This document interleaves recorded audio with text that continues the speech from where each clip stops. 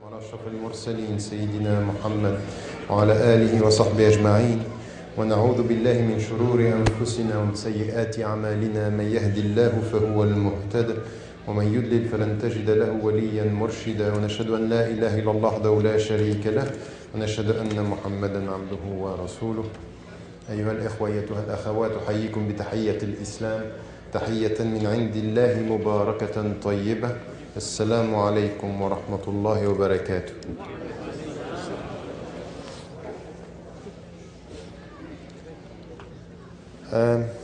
Thank you so much for your invitation here. As I was talking to the sisters and to the brothers this afternoon about what is done by ICNA and what are the projects we're talking with the brothers is just really impressive, and I think it's really the work that should be done in the United States and everywhere in the West. But the today discussion is really about our identity and some of the challenges that we are facing in our world today and in which we have to try to tackle them. So rediscovering the Muslim identity and trying to come back to the essential of our Islamic teachings and the essence of our religion, it's quite important. So I don't have much time because I need to leave straight after this talk, and because I don't have much time and because it disturbs me, I will try, and I'm asking you not to clap at all for many reasons, and always the same. When you are emotionally driven and you clap, your attention and your awareness is less present than if you just listen. So as much as you like having good talks, I need an attentive audience. So just for us, 30 minutes, just trying to listen, to share views. You may be agreeing or not with what is said, but try just to be concentrated and try to share and try to think about some of the things that are said. Look, when it comes to identity, there is a problem. And we have to be very cautious in the way we tackle the notion of identity, and as Muslims. It's something which was said, and you said this just right now, and I think Sheikh Alaeddin said many things that are so important in the way we have to think about this mentality, the mindset, and this being on the defensive. When you come to this obsession that we have today about identity, it could come from outside. The people are asking you about your identity. And because you know that this question is going to come, you are quite naturally on the defensive. It says, this is me. So it's not you who are deciding who you are, but you are defining who you are because you know that people are expecting something from you. So either you want to show this is me and you are assertive against, or you want to please and say, oh no, I'm a moderate, I'm nice, I'm a kind Muslim. And I think that in both situations, when you are aggressive or when you are in the defensive, it's not you. You are the object of what the people are thinking of you. Because you think that, oh, I want to show you who I am, so you are aggressive. But they are deciding for you who they want you to be. This is why it's quite important here to have a deep understanding of what Islam is all about and what are the Islamic teachings, because you have to define yourself for yourself from within in the name of the principles of Islam. And this is why it has to be done in a very peaceful way, with spirituality and in depth, and coming back to the principles of Islam. In fact, there is no way to define your identity if you go far from it, Tawheed, La ilaha illallah. Because the oneness of God and this understanding of La ilaha illallah is the very essence of the Muslim identity. It's starting from there. And it's always an open identity. We don't have a closed identity. We are open with a center. We are not closed at the periphery. We have a center. We know where we stand, but we are open. From where we are, we can take everything which is good, because al-hikmatu dallatul muslim. That wisdom is the lost property of the Muslim. And he is the first to take it, or she is the first to take it wherever she or he finds it. فَهُوَ أَوْلَى بِهَا أَيْنَمَا وَجَدَهَا. So this is something which is really important for us, is the way we talk about it. So you know, the way you talk about something is as important as what you are saying about it. The way you approach it. And very often, we can say good things, but the way we are saying it, or saying them, is wrong. There is a psychological weakness in the way we speak about essential things. So this is why, as Muslims, the only way to go beyond this psychological defeat or on the defensive is strong spiritual understanding. And I speak about spiritual understanding because Allah subhanahu wa ta'ala is saying this. لَهُمْ قُلُوبٌ لَا يَفْقَهُونَ بِهَا. But there are some people that have hearts, but they don't understand. The deep understanding with their heart. Because our hearts are understanding. And this is the very meaning, كُونُوا رَبَّانِيِّينَ, be close to Allah subhanahu wa ta'ala. It's exactly this. Is think with your heart, and with your heart direct your minds. So this is the very essence of what we are talking about. And especially in a consumerist society. Especially when you are listening to what we are listening, say, okay, we are, as if, you know, we are facing very difficult times. And that's not true. I completely agree with what I heard this morning. Oh, just now. This morning for me, the jet lag is everywhere in me now. So I think that this is important to come to this understanding from within, and to understand the essence of our identity, and also not to come with a narrow definition. Because a narrow definition of identity is isolating us, while Islam is not about isolation. We are not here. How could you say, Ud'u ila sabili rabbik? How are you going to do that? Ud'u ila sabili rabbik. Call to the way of Allah. Bil hikmah, with your wisdom. وَالْمَوْعِظَةِ الْحَسَنَةِ وَجَادِلْهُمْ بِالَّتِي هِيَ أَحْسَنُ. How are you going to do this? It's to call, it's just to be the witness. How are you going to be the witness to your message before people? How are you going to show this out of your wisdom, with the way you speak, with the way you talk, and even not only the substance of what you say. بِالْمَوْعِظَةِ الْحَسَنَةِ is the substance. وَجَادِلْهُمْ بِالَّتِي هِيَ أَحْسَنُ is the best way. You'd have to choose your words. How are you going to do this if you isolate yourself from the surrounding society? There is a contradiction in terms. You cannot just deliver what you have to do as a Muslim if you just isolate yourself. So a narrow identity is just isolation. While we have to stay who we are, what we want to be, still connecting ourselves to the surrounding society. And this is the most difficult thing. To remain who you are isolated, that's easy. You are right, they are wrong, and that's it. I don't care. But you're not here not to care about the people, because the best among you is the best for the people, and not by only giving money. It's to spread the right ethical teachings. We are here to be, our distinction is not only the way we dress, it's an ethical distinction. It's the way we behave. So there is something here which is the essence of Islam, is to be ourselves and to be open, to interact, to be proactive, to give and to take. And to take, it's important. To take, it's important. Remember Musa alayhi salam, when he is in front of the people who say, the magicians, he say, are you going to throw first, or we are going to throw first? I want to listen. I want to see what you have to deliver, and then I will respond. Why? Because I only can respond the right way if I know what you are going to say. Communication first is not I speak and you listen. I listen because I have something to tell you. Because I know that I have a mission, I know that I have something to tell you, I need first to know who you are, because to know how I'm going to say it.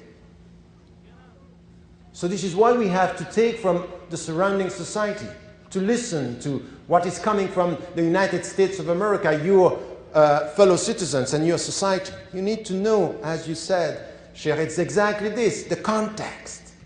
Why it is so important to know about the context. And it's not only to speak the language. To speak the language is nothing.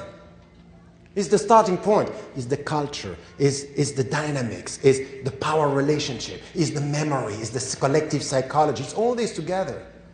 So it's not easy. And this is why what you said is important. Things are coming with time. We cannot go faster than history. Sometimes we need 1, 2, 3, 4 generations to understand. And sometimes we also have to rely on not only, the immigrants that are coming, but the converts, the native, the indigenous Americans. They can tell you about this society. Listen, be humble in the way they are. They are maybe new Muslims, but they are older Americans. And you have to listen to all the people who have something to tell you. This is why sometimes the immigrants should sit sometimes and just listen to what the African American Muslims have to tell you. Because they know what is happening in this country. And just before, the first election of Bush in this country, when I was able to come, I was in the region here, and I met with African American Muslims, said, these immigrants, they don't understand nothing, they don't understand anything about the politics in this country. They are just obsessed with Palestine and the international scene. They don't understand the domestic politics. And I was listening to this and say, that's quite true, that we have to be, we have to know within what is happening and also outside. There are connections. We have to listen to the people who understand what is happening. So this is something which is important in everything that we have to say about not coming with a narrow definition, not to be reactive, and try to be assertive in a peaceful way, in a consistent way, in a confident way. So if I have to start with this quite quickly if I have to start with the principles of the Muslim identity that you can find wherever you are, not distorted or shaped by the surrounding culture. There is something which is really important in our identity that is part of the center. Is that to be a Muslim, it has to do with faith and practice. Practice is up to you. Once again, be careful. It's not for you to put the people within or outside Islam. If someone is telling you, I believe in Allah, la ilaha illallah, but I'm not practicing, you are not putting the people outside Islam because they are not practicing. You have no right to say to someone, you are not a Muslim, if she or he is saying, I am a Muslim, and I believe. You have no right to say anything about you are in or you are out. You are not the judge. You listen to the people. He says that he is a Muslim. He may be not a practicing Muslim. Anything could happen. Tomorrow, he might be better Muslim than you today. This is why you are asking Allah, Ya muqallib al-qulub, thabbit qulubana ala dinik. We are asking Allah subhanahu wa ta'ala every day to keep us within the right path. It's not for us to be the judge today because we don't know what is going to happen tonight. So this is something which is the starting point is faith. And practicing and trying to abide by the five pillars, the 6 pillars of faith and the 5 pillars of our practice. But first is this faith, is the center. Is that what we are saying is La ilaha illallah. And it's part of our identity because it shapes an awareness, a conscience. It gives sense, meaning to our life. And this is something which is essential, and we have to start with this. So anywhere we are, because we are saying La ilaha illallah all our life, it's about faithfulness to this. And faithfulness to this is exactly what you said. It's always a struggle. No faithfulness without jihad. Impossible. You are not going to be kept like this, far from anything. Life is a test. الذي خلق الموت والحياة ليبلوكم أيكم أحسن عملا. Death and life is a test. These are tests to know who is going to act the best way. So this is something which is the starting point. Our identity is about faithfulness and resistance. And resistance to reform. Islah al-nafs. Wa jihad al-nafs is to resist in order to reform. This is the two-way process of jihad. There is no sharia. No way towards faithfulness without jihad. This is life. So anyone who is coming to you telling you you have to remove jihad from your vocabulary, it means that you have to remove the heart of Islam from Islam. Because spirituality is all about the jihad and nafs. So the starting point is this faith, which is important. And you add to this the second pillar, There is no Islam without education, because we have to educate ourselves, always. It's all about education. And even when Allah subhanahu wa ta'ala is talking about himself, saying, Ar-Rahman, Allah, the Prophet ﷺ liked this surah. This was Arusat al-Quran. Ar-Rahman, Allama al-Quran. خلق الإنسان علمه البيان. Straight after Ar-Rahman, the first thing is he taught the Quran. It's about teaching, learning, and education. Why? خلق الإنسان. Insan, the human dimension of our being is through this relationship that we have with Allah subhanahu wa ta'ala. For us is to educate ourselves to what He is teaching us. وَعَلَّمَهُ الْبَيَانِ. This is the way also we have to deliver to the people the way we are going to speak. It's all about this. So to be a Muslim, it's this faith and then this ongoing process of education. Wherever we are, it's part of our identity. And this is why when we are in a society, any society, where we have these problems of education, where it's, we have illiteracy, this is against the very essence of Islam. A society which is promoting illiteracy, it's against the very essence of being a human being before Allah subhanahu wa ta'ala. This is the basic human right, because this is the only way to be a believer through this educational process. And then it's also to transmit.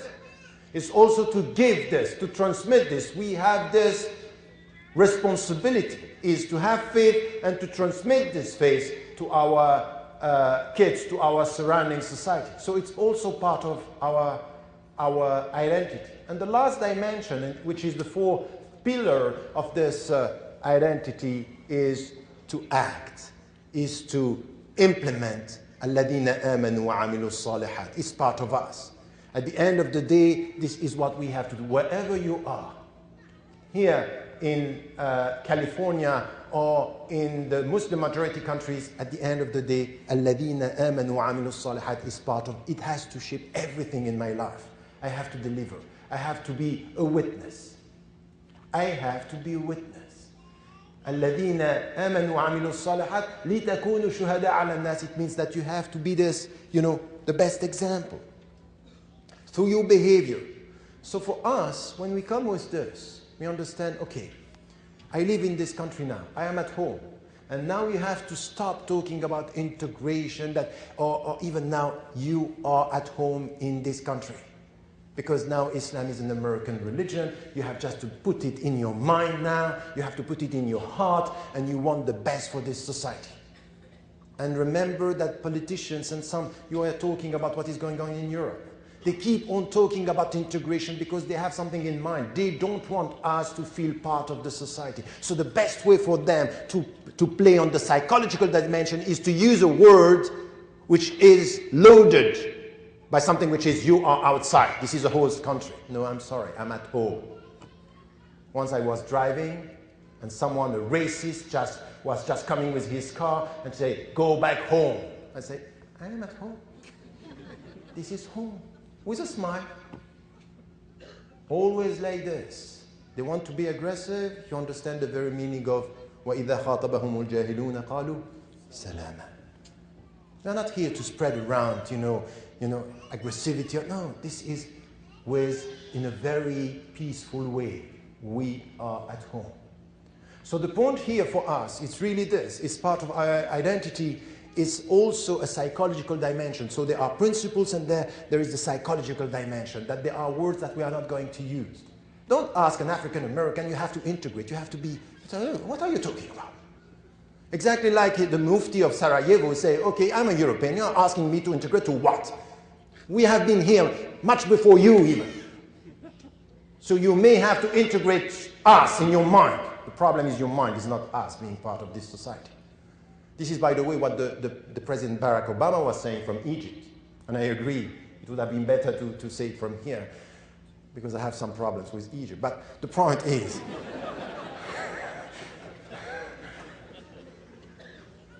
the point is that he was sending a message to the state, saying, Islam is an American religion, and the Muslims are American Muslims. They are contributing.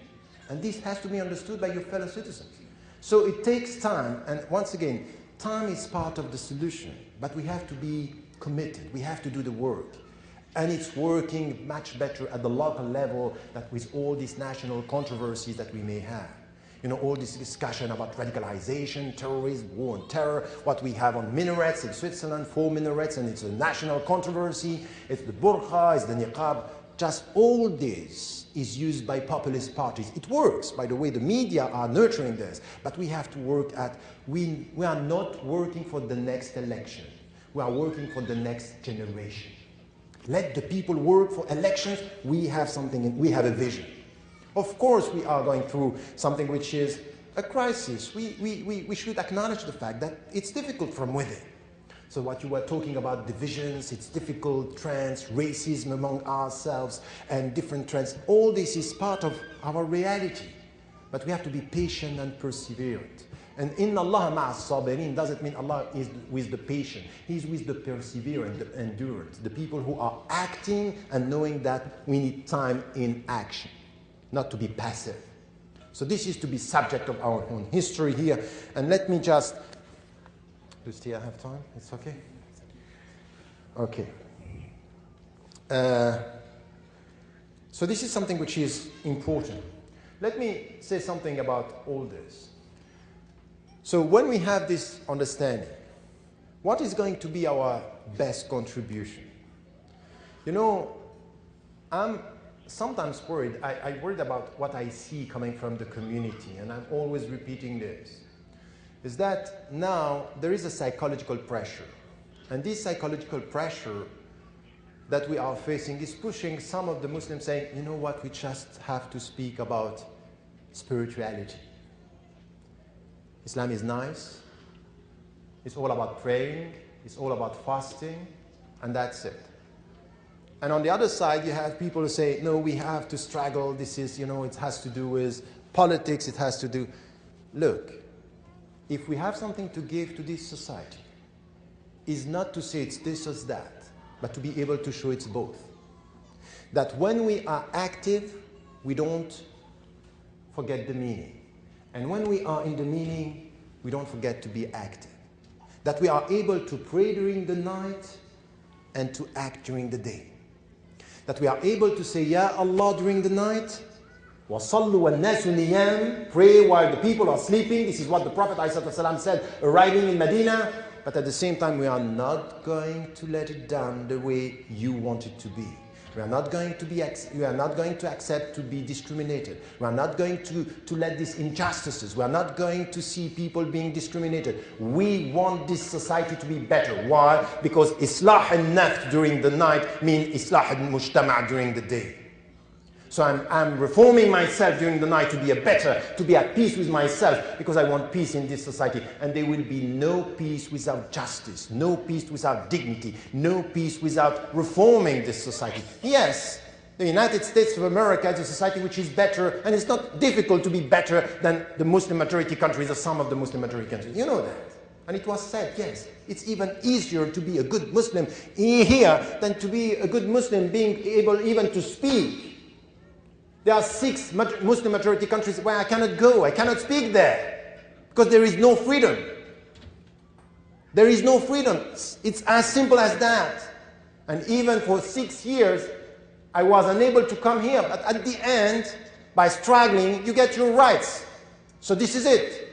I can struggle with some countries. You have to wait for the dictator to pass away. And you don't know, maybe his son is coming. Oh. This is democracy. Democratically elected for life. This is it. So we know that it may be easier here. So we have to take, you know, when we have some rights, you have responsibilities, and you have to struggle. And things can move and change. Never lose your hope, because this is La hawla wa la quwwata illa billah means exactly this. I do whatever I can do, but beyond this, He can do the job. He will be with us if we are doing the right things. So here, just one thing that I wanted to tell you, it's really what we can give to this society is put meanings, objectives, ruh, spirituality in action.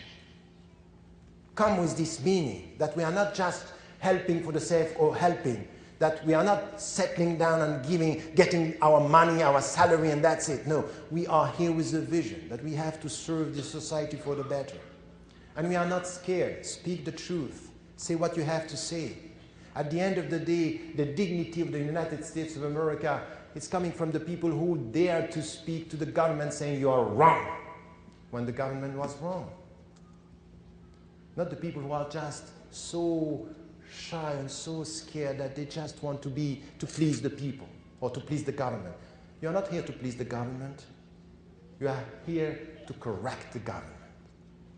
Just to remember, to remind them that things should be done and that you cannot, the blood of an Afghani man, a Pakistani man, an Iraqi man, a Palestinian man and woman is as valuable as the blood of an American. This is what we have to say to all the people. There is no difference between blood, the dignity. وَلَقَدْ كَرَّمْنَا بَنِي آدَمَ mean the dignity of the human being is the same for all of the people, all of them. And we are here to speak about justice, and we are to speak about dignity. And we are not going to be shy about it. So here there is something which is a very important point. It's all this. It's to do what? Remember, in the Quran you have a verse that I'm quoting a lot, but it's so important. Why are we following the Prophet ﷺ? Why are we always coming back to this verse saying, وَلَقَدْ كَانَ لَكُمْ فِي رَسُولِ اللَّهِ أُسْوَةٌ حَسَنَةٌ, that He is the best. وَلَقَدْ كَانَ لَكُمْ ما فيش جواب. لَقَدْ كَانَ لَكُمْ فِي رَسُولِ اللَّهِ أُسْوَةٌ حَسَنَةٌ. That's right.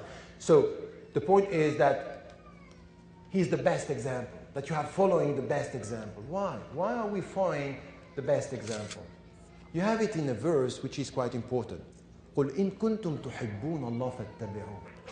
فَاتَّبِعُونِ, Allah subhanahu wa ta'ala is saying to the Prophet, say, if you love God, follow me. You follow Him in order to love, because you want to show that you are loving Allah subhanahu wa ta'ala. It's a question of love. يُحْبِبُكُمُ اللَّهُ. Allah is going to love you because you follow. So all what we are trying to do, following in the footsteps of the Prophet ﷺ, it's a question of to love Allah and to be loved.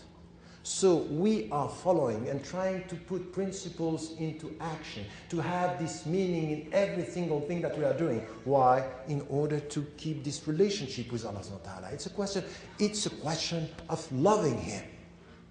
This is what we are trying to do. We are not just coming here with, this is, but when you understand this verse, you understand why Muslims cannot be formalistic, halal, haram, and that's it. No, halal, haram for what? What is your intention? Ask your heart. إِنَّمَا الْأَعْمَالُ بِالنِّيَّاتِ is this. This is exactly it. Why are you saying yes? Why are you saying no? Why are you speaking that way? Why are you acting that way or behaving that way? Why? Is this His presence in your heart? Is the very meaning of this, the verse that you were just quoting. يا أيها الذين آمنوا استجيبوا لله وللرسول إذا دعاكم لما يحييكم وَاعْلَمُوا أن الله يحول بين المرء وقلبه. So respond to the call of Allah subhanahu wa ta'ala and His messenger, and remember, know that the knowledge of Allah is between you and your heart. It's the man and the woman it's one. Your relationship with your heart, this is why you are getting the knowledge of Allah subhanahu wa ta'ala. So this is the very understanding of Islam. So when we speak about identity, let us come to these essential teachings that every one of us should come back to himself or herself and try to say, okay, what is my relationship? Is it a question of love? Am I trying, my intention is to please Him? Read Allah, that is what is satisfaction. This is what I'm trying to get. And then I'm following the Prophet ﷺ with this in mind, with this intention. This is my identity. In fact, it's a spiritual identity first, nurtured, shaped by this love. A spiritual identity with principles. This is what is the transcendence, my relationship with Allah subhanahu wa ta'ala. He is very close. وَإِذَا سَأَلَكَ عِبَادِي عَنِّي فَإِنِّي قَرِيبٌ أُجِيبُ دَعْوَةَ الدَّاعِ إِذَا دَعَانِ. I'm close, I respond to the call of the one who is calling, or when he is calling, or she is calling. This is a question, is a dialogue. And our dialogue is not with the way we speak. It's when we are silent and when we are acting. To act is to speak. When you act, when you behave, you talk to Allah subhanahu wa ta'ala. It's the way you talk. It's not only by coming when you have problems, say, Allah help me. When you don't have problem and you act, you speak to Him. So you have to show your love out of this behavior. So this is part of my identity. This is what I have to be in this society. In the middle of a consumerist society, this is where I'm shaping this identity. This is the way I'm becoming light among people.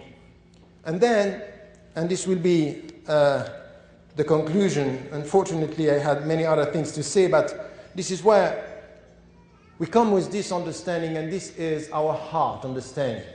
The deep understanding of our heart and nurturing our minds. And this is this relationship between our mind and our heart. It's an ongoing discussion. Al-muraqabah is this, by the way. Al-muraqabah is exactly this. Is to monitor with your mind what is in your heart and to understand with your heart the way you think with your mind. It's a dialogue. And this is a jihad. And this is part of my identity. This is the way towards faithfulness. But now we are living in a context in the West. When we are saying al-hikmatu dhallatul muslim, when we are talking that way, there is something which is, you live in a society in the United States of America, not everything is good, not everything is bad. You have to be selective. Selective means you have to think, you have to study. What you said is so important, to know where things are coming. It's not everything which is not coming from an Arab country is bid'ah. So you have some of our brothers, they have a very narrow understanding of bid'ah. They don't understand that the two first fields where we speak about bid'ah is al-aqidah wal-ibadat, but in al-masalih, al-bid'ah, the things that are coming, innovation, some of them are good. What you were saying about, fatherhood. And by the way, fatherhood is so important in Islam, but it's a very important crisis. The Muslim communities around the world are dealing with a deep problem in fatherhood. We always speak about women because this is the pressure.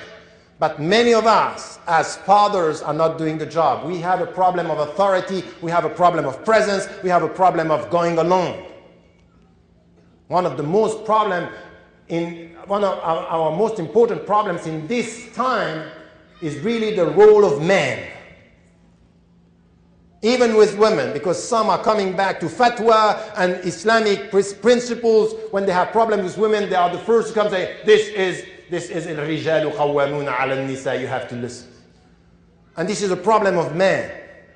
So here, when you are saying this, it's quite important to understand it's coming from deep, it's coming from very far in this society, and we can take it because it helps us to remind or to remember the very deep teachings of Islam. So we can take this. But there are things that we have to be very critical. So this is why, for example, why do you think that you are here? Just because it's an exile? You don't think that there is a plan? And the plan is not to convert to convert the people. This is not of our business. This is between Allah subhanahu wa ta'ala and every single heart. We are not here to count. We are just here to be the best Muslims possible.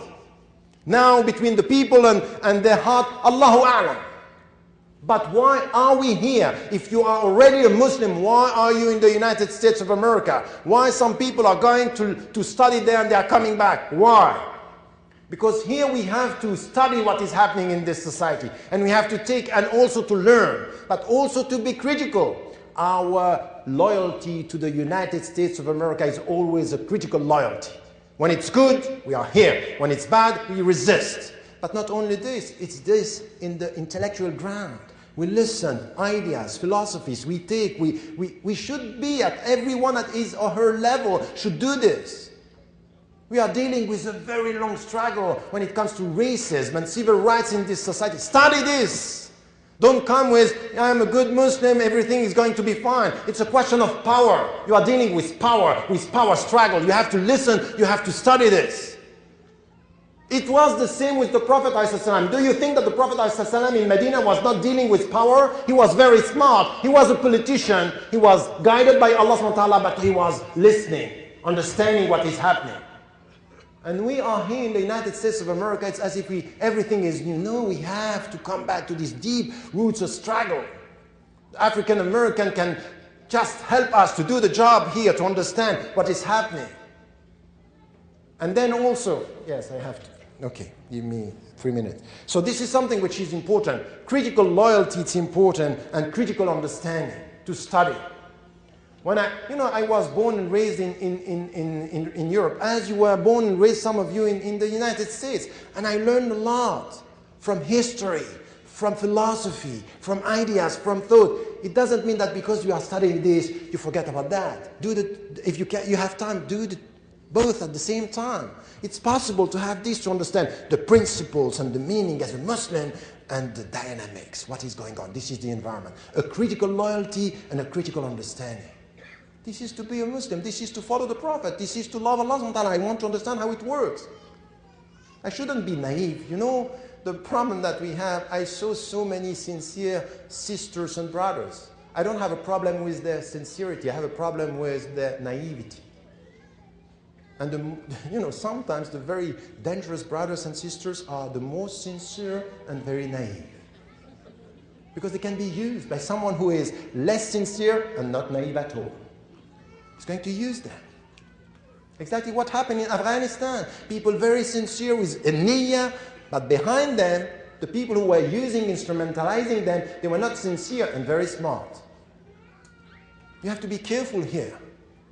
That you are dealing with people, they know you. Do you think that the people around you, they don't know you?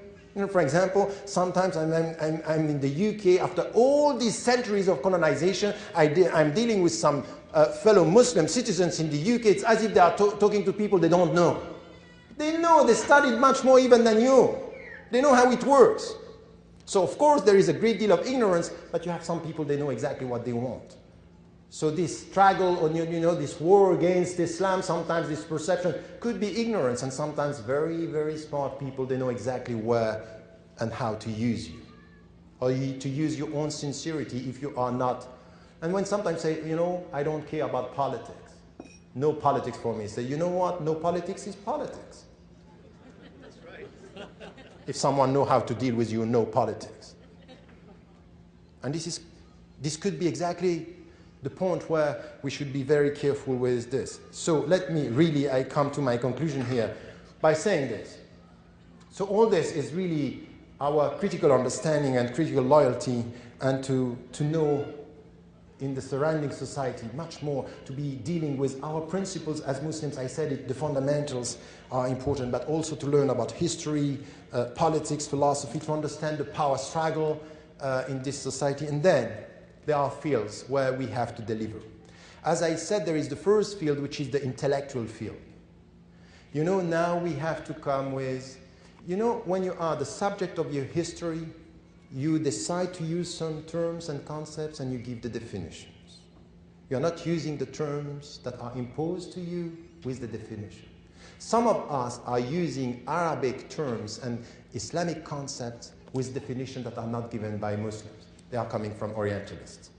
So if we are serious about being Muslims in the States, in the West, we have to come with the right terminology and say, no, I'm sorry, this definition is wrong. This is the way I'm talking. This is what we have to understand. We have to come with, a glossary, a list of concepts that we are giving, and also to be able to say there are many definitions among Muslims. Even the concept of Sharia, we don't agree on the very definition among even the scholars. So I think that here this is important. And with this, when we come with this intellectual input, never to accept to be put in, as I said, and I'm repeating this, when it comes to terminology and values, we are not a minority. Stop talking as if, I am in the ground, I'm debating with you, we are discussing, and now it's on an equal footing. And very often when it comes to values, you will understand that what I'm saying here, I can say it everywhere. I'm not talking as a Muslim from the people. If you give if you use the concept, you give the definition, you can talk, and your values are going to be also understood as majority values. So this is something which is here important, and it helps us to come with a kind of assertive way of dealing with the surrounding society. The second thing, which is also another field, is about our values, and to be critical and self-critical. It's a way to be humble. We sometimes Sometimes we are so scared that we are on the defensive, and sometimes we lack humility. Because we come, oh, Islam is big, it's great.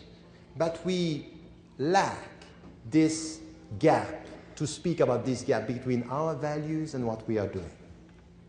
To be self-critical is giving us a sense of humility. We need this sense of humility to be able to say the values that we are talking about, justice, dignity, equality, freedom, these are values that are shared by all the people.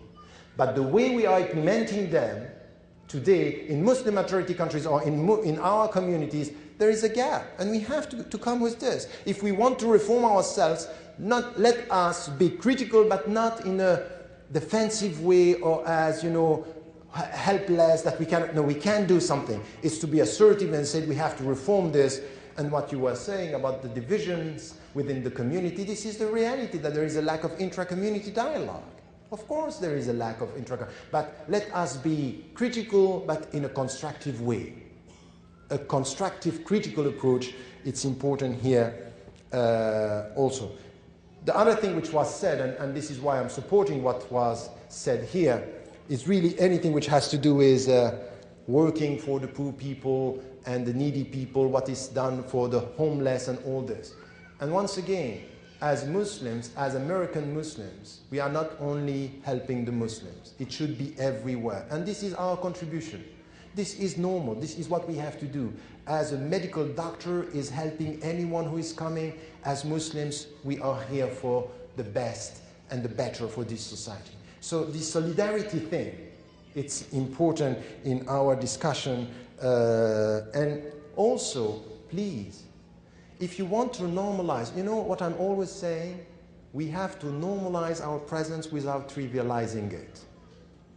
Normalize our presence, we are everywhere. We speak about education, we care about education. Not only by saying, we have a problem in education, we will have our Islamic schools. Okay, you can have your Islamic schools, but the great majority of the Muslims are going to state school system. So we have to be involved as parents, as teachers, as citizens.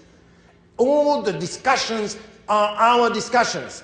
Environment, global warming, all this is us. So this is what I call the new we. We have to be involved in this discussion, and we have to come with something which is normalizing our presence. But what is distinctive, what is not trivializing in our presence is we come with ethics, we come with meaning, we come with priorities, we come with a vision. We try to come with, there is a meaning here. We are talking about dignity, and this is something that we have to do. And let me end with two things that are important. The next thing is about politics. And once again, please, don't be naive, as I said. We are dealing with power, and we should be able to deal with that. We should be able to come with ethics in politics. We should be able to come with this. In anything. To be a black Muslim or to be a black in the United States of America is not the same as to be someone coming from the wide middle class in this country. You have to say it. You have to say this has to change. It's not because you have an African American president that the symbol is changing the reality. The reality remains the same. At the grassroots level, it's impossible to accept what is going on in the inner cities. In jail, I went and I saw what is, it's just unbelievable that this hyperpower that the United States of America has something which is behind the bars, treating people like this. It's not only in Guantanamo. You know, people were talking about Guantanamo is going to close. What is going on now in jails in Afghanistan? Done in the name of your country. You have to speak out. Don't be shy. And even, you know, I was banned from this country because I gave money to the Palestinians. I will never stop supporting the Palestinians because their cause is a just cause. I'm not going to support, you know, anything which is killing innocent people. This is not us. We are no, please, no clap and no takbir. Just think about it because it's serious. It's very serious. Don't be shy. Speak the truth. Say to this government, we are not going to give up because it's a question of justice and dignity. We are going to lose our common dignity and you with us if you keep silent on that. So it's something which has to do with this power struggle within the society, the civil rights. that have to be improved in this society. Yes, the United States of America is better than many other countries, but still many things should be changed in this society, and we have to deal with it. And when I speak about racism, to be self-critical means, as I'm always saying, we have to solve the problem within the community. Don't go to patronize, to lecture the people why within our community it's not easy to be an African American. It's not easy to be a Latinx. It's not easy to be a convert. Some are waiting for the converts to change their culture. They want them to be more Arabs, to be more Arabized, Pakistanized, or Turkishized, whatever. This is wrong. Racism is wrong within. So let us also be able to say this. And there is one thing which is important and will be very important in the future. This is also part of our contribution. We live in a consumerist society where arts and entertainment are very important. You may decide now it's all haram. So please, it means that you are in another world. So if you say movies, music, it's all haram, that's fine. Come back with your kids in 10 years. But if now you are serious about this, ethics in arts and entertainment is one of the big challenges of the future. And as you live here, you have some skills here. You have to think about it. We have to be creative. We have to be faithful to the principles, but creative in new ways to express ourselves and to help. And it has to do with professionalism. Professionalism, you know, entertainment and arts, they are very, very demanding areas. And we are absent, still too absent from that. So once again, what you are doing in this field is so important. But my point is coming here, it's not only to come and to share with you in half an hour some views. At the end of the day, if we come here and we speak, the way we were speaking is for every one of us here to say, okay, it might be that I can take something from this talk for myself and to change and to reform. At the end of the day, you know, be careful. Even lectures could be fashion. Even lectures could help you to be passive. Even lecture, every time you go say, oh, I went to a talk, MashaAllah. And tomorrow you start the same life. And it means that we are wasting our time. But alhamdulillah, we know that in fact in Islam it's not a question of number, that maybe I came here or you came here for one heart or one mind. And this is the way towards Jannah, inshaAllah. Assalamu alaikum wallahu a'lam wa ala wa ahkam. Assalamu alaikum.